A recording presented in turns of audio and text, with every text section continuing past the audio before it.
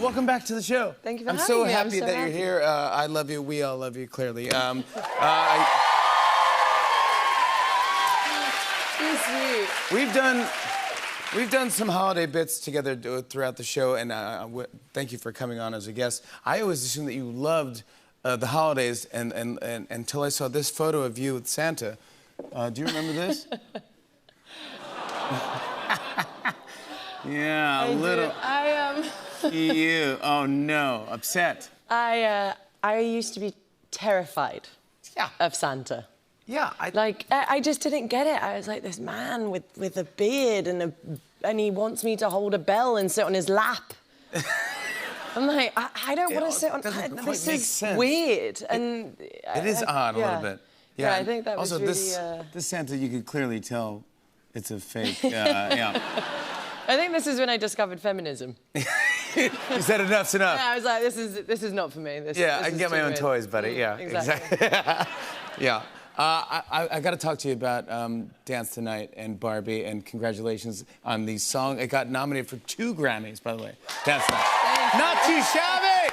Not bad, not bad. Not bad at all.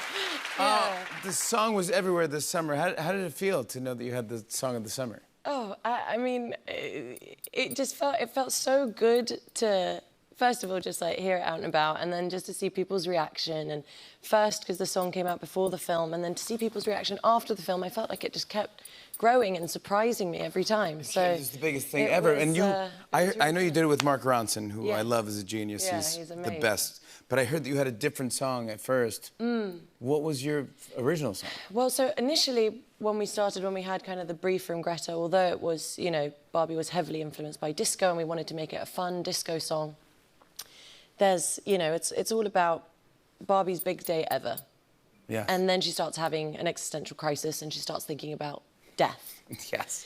And it's in that moment where it's like, okay, how do we create a song that encapsulates a really fun disco party, but at the same time has these underlying, you know, shaky feelings. So I think what happened initially was we leaned into the death part? Much more turmoil. Wow. Yeah. So it's hard to do a disco song about, Yeah, so then we were like, when we saw it with the picture, we're like, maybe it doesn't work so well. So we then started to, well, we changed the lyrics quite a bit, and then we started to write it a bit like a score. So as we were watching the picture, then we were watching the cast do dance moves and stuff, and so then we were pairing lyrics to moves. There's a moment where Barbie does this, and it's like, okay, let's put in Come Along for the Ride here, and then turn the music up, and just trying to like match it to the film, which was unlike anything I'd done before. No, and it totally worked. And it was really, really fun. I absolutely loved it. It crushed. In the theater, I saw it, and it totally crushed. Everyone was kind of dancing in their seats and going crazy.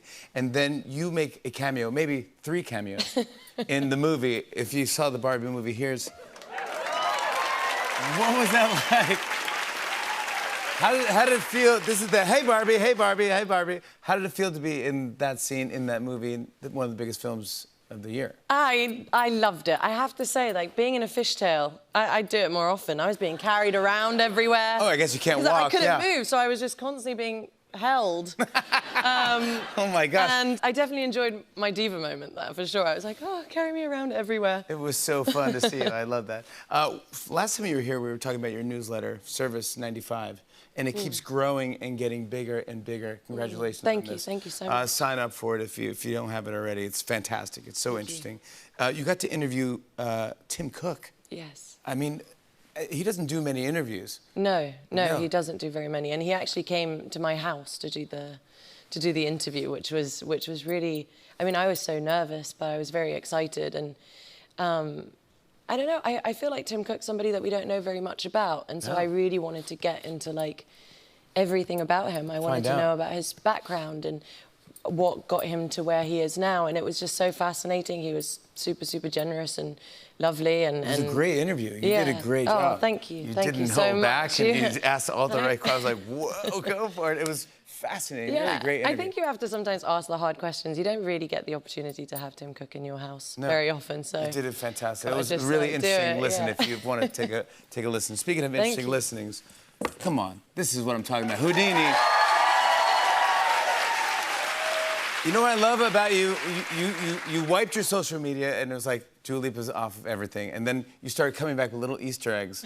Yeah. I didn't figure out what they were. Well, I come and I go, so I kept Now I get it. posting, taking one off, posting. I didn't know what was happening. I was pulling a Houdini. You were actually doing Houdini before I knew what was going on. I go, oh, she's losing it. Okay, here you go. I go, what's happening? What's going on? But Exactly. it was little Easter eggs counting down in all different numbers, and going like, this is when it's going to be released in November. And Well, it was fun. Like, Houdini's a magician. He's an escape artist, so I had to kind of play into all of that. It was really fun to do that with everyone. Vogue called this song a pop masterclass, by the way. Not too shabby.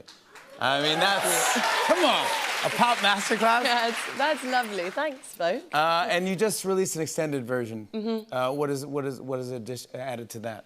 So we have a new verse on that one, Yeah. which we didn't initially keep into the original version, and Kevin Parker just went in and did something crazy and fun to it and made it like 5 minutes and 54 seconds long, and it just meant that we could dance to it much, much longer. Why not? More fun. Exactly. This is going to be on your third album, which we don't know much about. And have you? Are there any Easter eggs out there about the album that I don't know? Are there? Well, I don't want to give too much away. Yeah. I can't, and I'm not ready yet to like come and Good. tell you my album title yet. I'll come back next time and then like I'll spill all the tea. Okay, well, yeah. But what can you say? What kind of vibe it is this time? yeah, so I'm going for more of like psychedelic pop vibe. I'm just, Wow, that was all. Come on! Thank you. Always give me the scoop. I love that. I'm still trying to find like the language to talk about the album without talking about the album. But what I was the can last time say you- is Future Nostalgia. You said it was like, was it dance crying? dance crying. Yeah, that's my genre. That's really like something Kind of that I is. love. But you I invented feel that like dance crying. But this new record, I made it with my friends Kevin Parker, Tobias Jesu Jr., Danny Hall, and Caroline Aylin, and it was kind of made like a band. Well, for the most part, most of the songs we did together, and I just wanted to have that kind of really organic element that I had while I was on tour. You know, because when I was touring for a whole year, I just started to fall in love with the songs and the live element, and I was like, I just want to bring all of that into this new record. So I'm very excited. You can do it. You're the best. Dua Lipa, everybody. Looking forward to the album next year. Check out her single Houdini, which is streaming now. Hey, hey.